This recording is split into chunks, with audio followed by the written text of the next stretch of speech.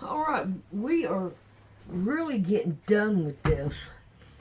I only got one more to finish here, and then I only have three more left.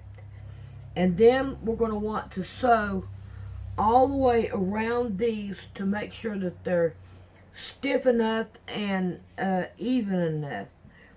So let's get back busy and let's get these right here done. I can't believe it, I'm just about done.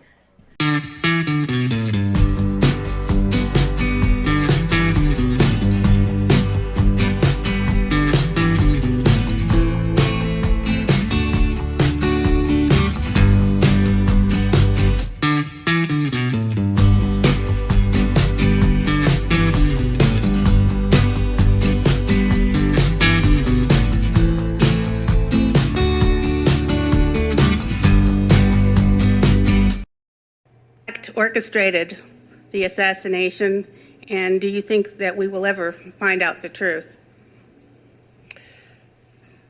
I'm as interested to hear what Jim has to say as you are, but let me just say very quickly, those are the two most asked questions that I get and probably any of the researchers get. Right. The first one, I don't speculate anymore.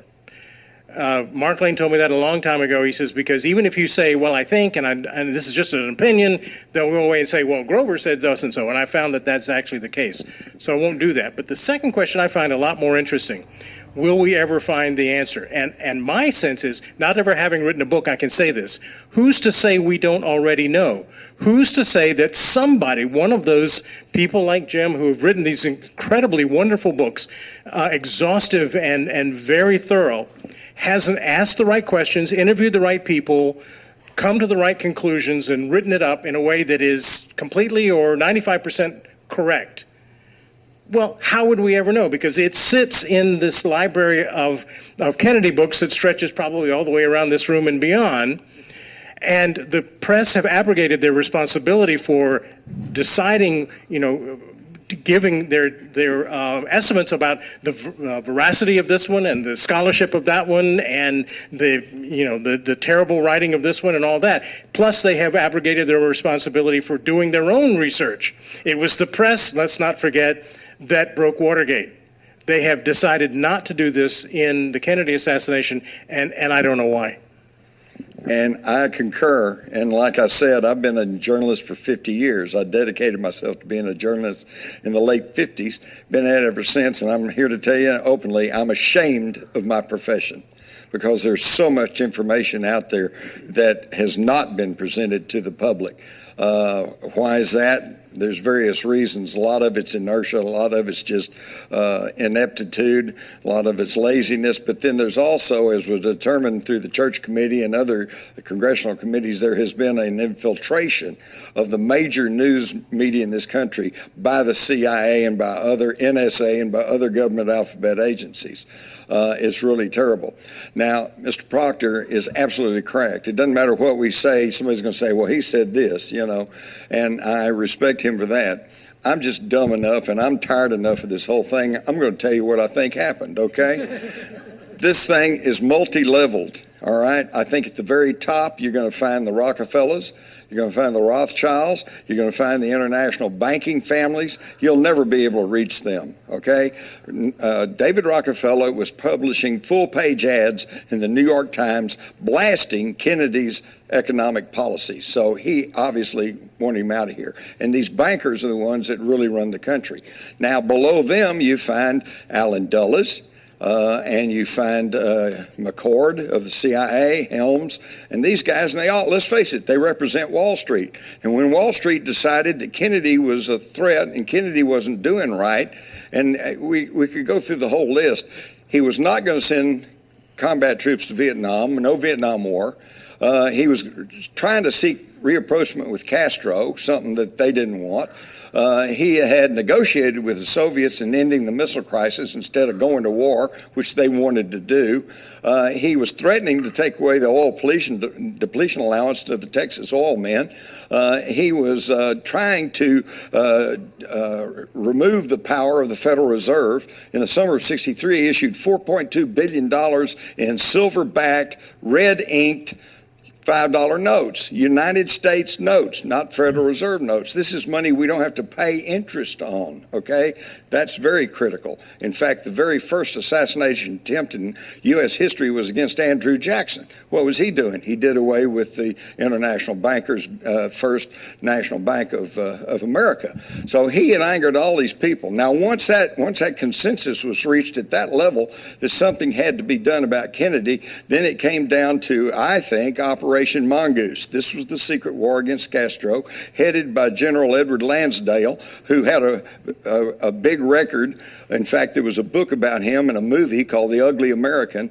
He was proficient at assassinating foreign leaders, overthrowing governments. So, well, we had a deal with Khrushchev over Castro, and and he was proficient. They had everything. They had organized crime figures, they had anti-Castro Cubans, they had CIA people, and they're all mixed up in there working against Castro. And I think what happened was they simply sent their professional mercenary hit teams to Dallas. And then now once you understand that this was not a low-level plot, this was a high-level plot, then you understand that they have guided the investigation and the pronouncements ever since. This was a palace revolt, a coup d'etat.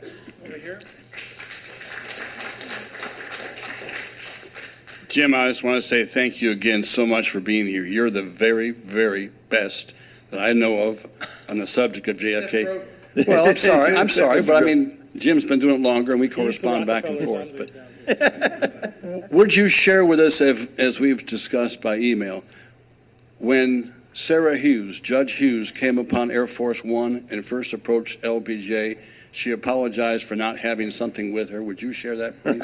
Well, I'm going to share this with you, but understand this is an anecdote. I'm sure Mr. Proctor would say, you probably shouldn't even say that if you can't prove it. And I can't really prove it. But years ago, I met a deputy sheriff, a former deputy sheriff of Dallas, who said he was on Air Force One. And we all know that, number one, when Kennedy was pronounced dead, then by the Constitution, automatically Johnson became president. This thing about swearing in, that's a formality. He could have done that any time. But he insisted that they stay in Dallas until they could have this formal swearing in. And he said at the time that he had been told to do that by then Attorney General Robert Kennedy, Jack's brother. Later, Robert Kennedy said he never told him any such thing. So there we caught Johnson apparently in a misstatement, or if not an outright lie. But according to oh yeah, really? So, according to this deputy sheriff, Sarah Hughes finally showed up at Air Force One and said, Mr. President, speaking to Johnson, said, "I am so sorry that I have taken so long." She said, "But I just could not find a copy of the swearing-in ceremony." And he said, Johnson looked around at everybody gathered there in the plane. He said, "If any of you speak of this, I'll call you a liar." And he reached in his pocket and pulled out a copy of the swearing-in ceremony. That's just an anecdote, but I think it smacks of truth. My question's about a Charles Harrelson who shot the judge down in San Antonio. Mm-hmm. I'd understood that he was arrested with several other fellows on the railroad track behind the grassy knoll. Mm-hmm. Can you? Yeah. There were three, what they call bums or hobos or whatever you want to call them, that were actually the guy, the railroad tower operator, saw a train pulling out right after the assassination had happened and had seen three men crawl into one of the boxcars. So he called the police, and they had the train stopped, and they went and rousted these three guys out of the boxcar and then marched them back through Dealey Plaza, where they were photographed by news photographers. Took them to the sheriff's office, and for years there was no record of who they were. Now, when the House Assassinations Committee came along, all of a sudden these three arrest reports written in the same hand, as though the same person had scribbled out these things, suddenly popped up, and they were these three guys, and they contacted them, and they said, "Oh yeah," but a lot of the serious researchers doubt that these guys were really the three tramps. The tall tramp bears a striking resemblance to Charles Harrelson, and Harrelson was a young guy at the time, 23, 24, I think, and he was connected to the Dallas underworld. In fact, his mentor ended up being one of the bridegrooms for one of Dallas's top organized crime guys. So he was connected at that time. And it is true that when he was finally caught and arrested for the murder of Judge John Wood down in San Antonio, a murder for hire, by the way, that he held off the police for several hours. This almost sounds like a Saturday Night Live stunt. He pointed a gun at his own head and said, don't move or I'll shoot. And he held off cops for a long time, and then he said he was high on cocaine.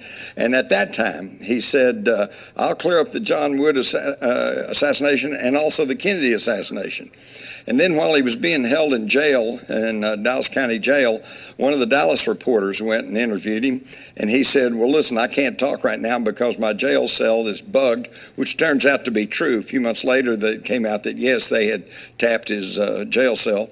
He said, but when I get out of here, he said, I'll give you the biggest story you ever had. November 22nd, 1963, you remember that. So he gave a lot of indications that he knew something about the assassination of President John F. Kennedy. But, of course, he died in prison. But it's interesting that his son, Woody Harrelson, has done quite well as a Hollywood actor. Jim, we're back in the back. Yes, I have a couple of questions. Have you ever seen any photographs of the blood spatter evidence in the car? And have either one of you ever talked to Governor Conley? I've met Governor Conley, but this was afterwards, and I didn't really get to talk to him much about the assassination. Also was pretty good friends with Jim Wright, former House Speaker. Now, he was in the several cars back, and it's interesting, nobody ever talked to him, but he said that he heard the shots, and he recognized them as gunshots, as did Conley, because both men were hunters. They were familiar with rifles and rifle sounds. And Jim Wright said that to him, he was on Houston Street heading north, heading towards the School Book Depository building, and he said the shots came from off over to his left, which is the area of the grassy knoll. So I guess we see why he was never questioned. In fact, there was a lot of people, you all saw the films of the assassination there. Remember seeing the couple with their little children lying on the ground? Okay, yeah, that was Bill and Gail Newman. All right, and for years they lived right here in Dallas. You could pick up the phone book and call them, which I did. They were never called to testify to the Warren Commission, and they only got on the record because Jim Garrison in New Orleans subpoenaed them. But I can tell you, Bill Newman was on television that afternoon, and the reason they were never called to testify is because both of them fell on their children to protect them because they said the shots were coming right from over their head atop the grassy knoll. And to your question of blood spatters on the car, that car, when they pulled into Parkland and they took Governor Conley and the president out, they immediately put up the top. They immediately began to wash it down.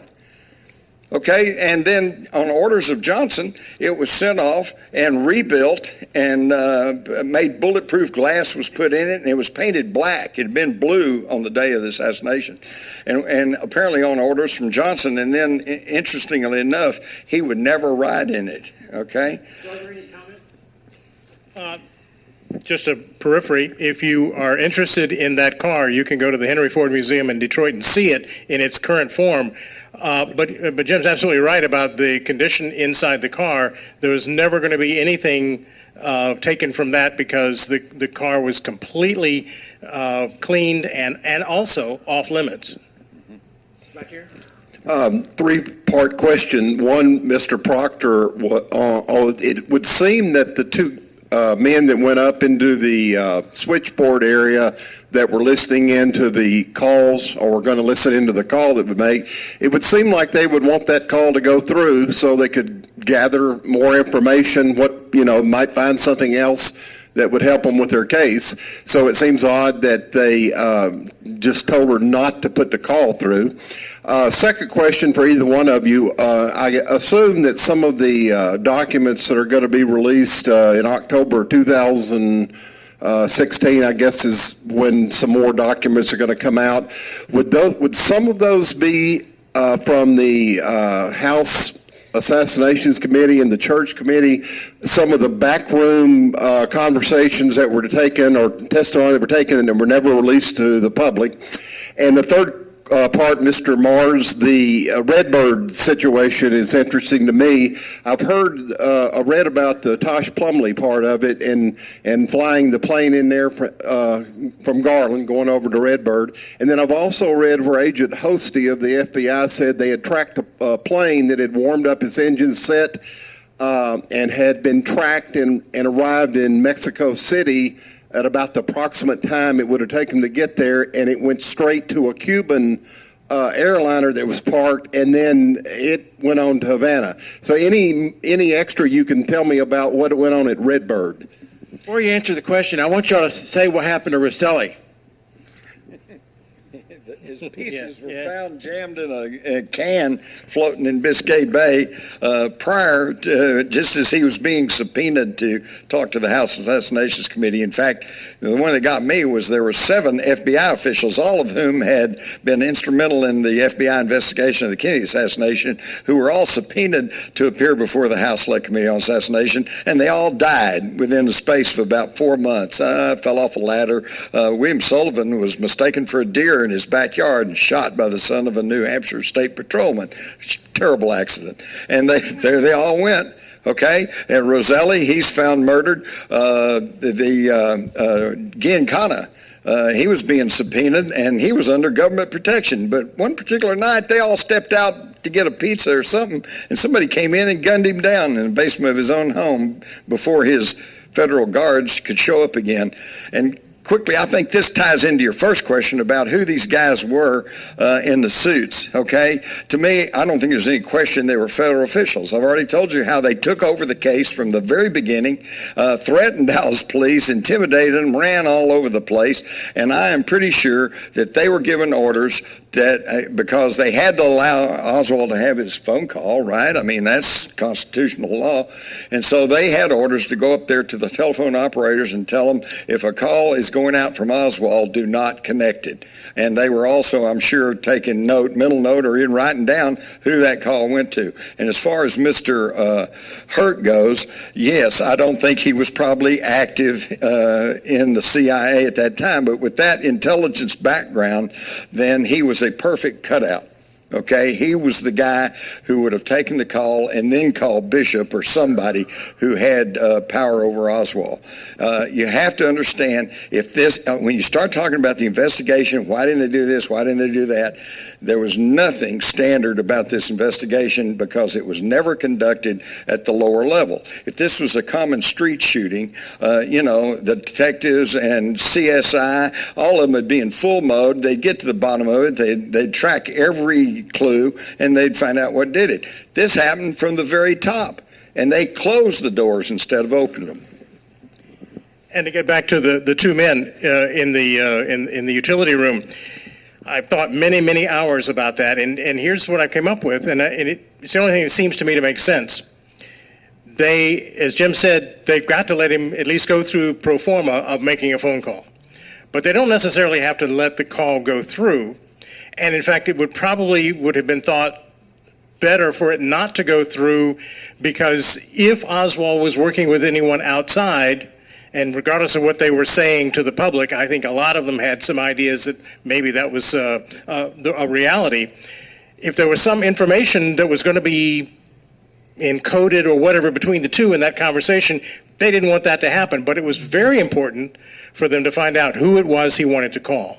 So you let the little pantomime go until the point where you know the information that you want, then you shut it down. And let's not forget that if it hadn't been for Mrs. Treon, who actually was listening, and they didn't know that, and she wrote down the message on her own, we would never know about any of this. It just didn't happen, just like so much else in this case. Dr. Proctor? Yes. You made a comment about, I believe the agent was Boland, talking about a Secret Service involvement. Yes. What do you think about the theory that one of the shots may have come from the Secret Service? I've not studied that particular area, but Abraham Boland is absolutely convinced that there was a former Secret Service man. He hinted that it may well have been a man who was on White House detail, who was discovered to be a real bigot, was the word he used, and was let go. from the Secret Service entirely, not just the White House detail, went back to his home in Alabama, that he felt that in some way or another, whether it was actually being there and shooting or in the planning and processing or logistics or whatever, that he was involved and he had information to prove that. Now, I have not read Mr. Bolden's book. I plan to do that right after I finish Beverly's. But that's as much as he told us, and so really that's as much as we know in terms of what his thought pattern was. And again, no avenues were pursued. I mean, there's a man standing up on the grassy knoll behind the fence who flashed Secret Service credentials when the Secret Service absolutely said, we don't have anybody up there. So who was flashing Secret Service credentials? Your guess is as good as mine in that. Well, there's a book. Speaking of Secret Service, here's a real oddity. I don't know if you know this, Mr. Proctor, but in the Warren Commission volumes, we hear from Thomas J. Kelly, who is with Secret Service, and he's questioning Oswald. And Oswald kind of belligerently says, are you with the FBI? Because he knew the FBI was kind of messing him around. And he said, no, I'm with the Secret Service. And here's Oswald, who we're told is the killer, and who an hour or so after the assassination gunned down a policeman in South Dallas who had just stopped him on the street. He says, oh, well, you know what? As I was leaving the depository, a young man, a crew cut, ran up to me, showed me a book of identification, and asked where the telephone was, and I stood there to make sure he got to the telephone. Does that sound like somebody that's just killed the president? Amazing. Was that question about the Secret Service, are you referring to the theory that the driver shot Kennedy? Well, there's film where it appears a Secret Service agent in the vehicle does raise up a rifle or a machine gun if you look at the latest edition of my book Crossfire, you'll find a blow-up of frame 313. And while it is true that the driver, Greer, did turn and look over his right shoulder at Kennedy as he applied the brakes and the car came to almost a dead halt, his hand is obviously on the wheel, and what appears to be a gun in bad generation copies as report of him is actually the sun glinting off of the greased hair of Kellerman, who's sitting next to him. All you older folks, you remember 1963, we all wore hair grease, right? Brill cream, yeah, or Vitalis, and the sun was glinting off of that. The driver did not shoot Kennedy. Absolutely not, yeah. Yeah. I have a question about the second number on the call card that was the dummy number. And maybe, maybe not. Think of this scenario. Can I ask my question? I beg your pardon. Okay. Yes. So Oswald says he wants to call these two numbers. Mm-hmm. Now, did he have his telephone book on him, or had they taken it by then? And if they'd taken it, that means he had memorized these two numbers. And I'm wondering, did he ever or never call this John Hurt, never knew him? So he looked two John Hurts up in a phone book at some point, not knowing which was which, and memorized both of them, or why that dummy number's on there. Okay. Sorry to have interrupted you, but you and I were thinking in exactly the same, and we got to the same point. Think of it from what Marchetti said to us about the cutout. If somebody was trying to run Oswald as an agent or make him think he was being run, then he would be provided a cutout. Let's assume for just a minute that John D. Hurt was just someone found in a newspaper article about a former counterintelligence man who is now an alcoholic and making crank calls to the governor of North Carolina. And they say, oh, this would be really good, because if he ever got involved, people would just chalk it up to crank call.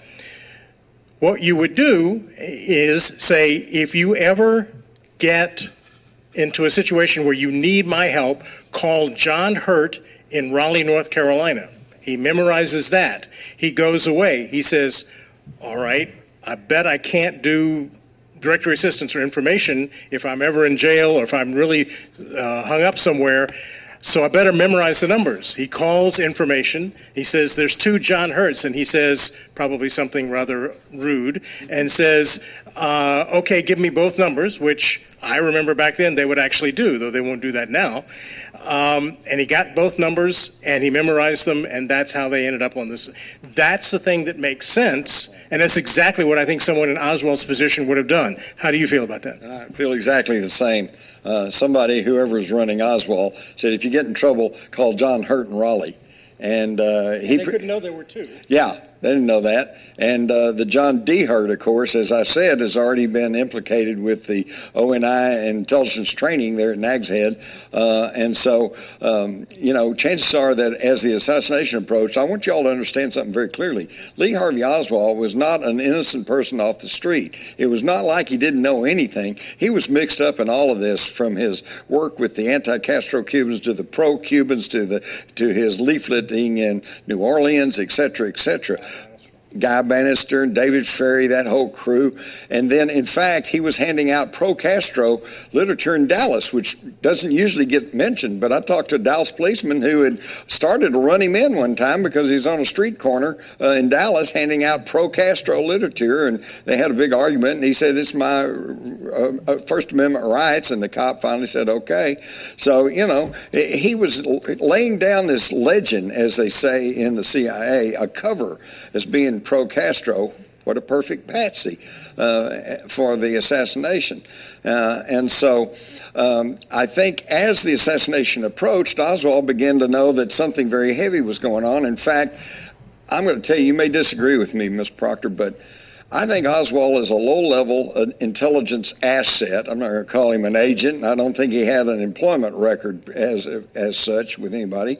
But he was being used, and he was making some money on the side. And I think that he tried to warn his superiors of what was going to go on. I cannot prove this, but I heard from several Dallas police officers back in the 60s that a week or two before the assassination, the Dallas police had received a letter, and they had filed it away and sent it to their intelligence division that was warning that there was going to be an assassination attempt on Kennedy, and it was signed by Alex J. Hidell. Well, we know that Alex J. Hidell was the pseudonym of Lee Harvey Oswald. But the Dallas police at this time, they probably tried to look up Alex J. Hidell. They couldn't find any record of him, so they thought, well, it's a crank letter, and they simply filed it away.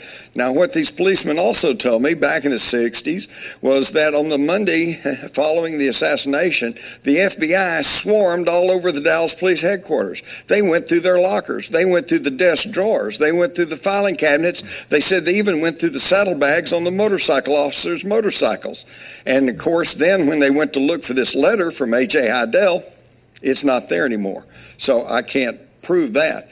We also know that the night before the assassination, an FBI analyst named William Walter said that a telex came through over the FBI wire saying that information had been developed that there may be an assassination attempt on Kennedy in Texas, and then the next day that disappeared. Again, control from the very top.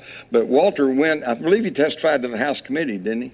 I think so. Sounds right. Yeah, and he thought that was such an important telex that he didn't save the actual telex, but he had written it all down. He had contemporary notes of this. So I think, and then we also know that Lee Harvey Oswald went to the FBI headquarters trying to see Hosty, his FBI handler, and had left a note behind, and the only person who actually seems to have read the note was one of the secretaries, and she was vague. She said, I thought it was some sort of warning.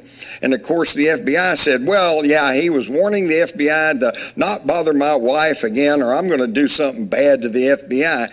But I'll tell you something, folks, if that was the case, we would have seen that note published on the cover of Life magazine to show what a violence-prone guy Oswald was. Instead, Hosty, after the assassination, the J. Gordon Shanklin, the head agent in Dallas, called in Hosty, and he said, now that Oswald's dead, there won't be a trial. He said, get rid of that. And so Hosty started to fold it up and walk out. And he said, no, I mean get rid of it. So they tore it up and they flushed it down the toilet. Now, does that sound like, how's that for destruction of evidence? And one last thought about that. There's a book out there, and sometime I'd love to know what you think of it, written by a woman named Judith Vare Baker, who claims to have been the mistress of Oswald when he was in New Orleans the summer before the assassination. She claims in that book that at the time, just immediately prior to the assassination, he had called her from Dallas, which was very rare. After he left New Orleans, he made very little contact with her. But he called her to say that he was afraid that something really bad was going to happen, and that his sense was that he was being put there as part of a team to try to prevent an assassination. Now, think about that one for a while, for the man that ends up being the patsy. I can't, again, guarantee that that is absolutely accurate, but that's her report. And after having many conversations or email conversations with Judith, I find her relatively credible. And I think that the things that she points out in her book called Lee and Me take that 3 months and give us a whole new picture of what Lee Oswald was really like. And that he was very much the way Jim describes him, as down in the dirt and working with the people who were also down in the dirt, but as a man who loved his country and thought he was doing something good through his intelligence work. Right. Yeah. Well, I've spent a lot of time with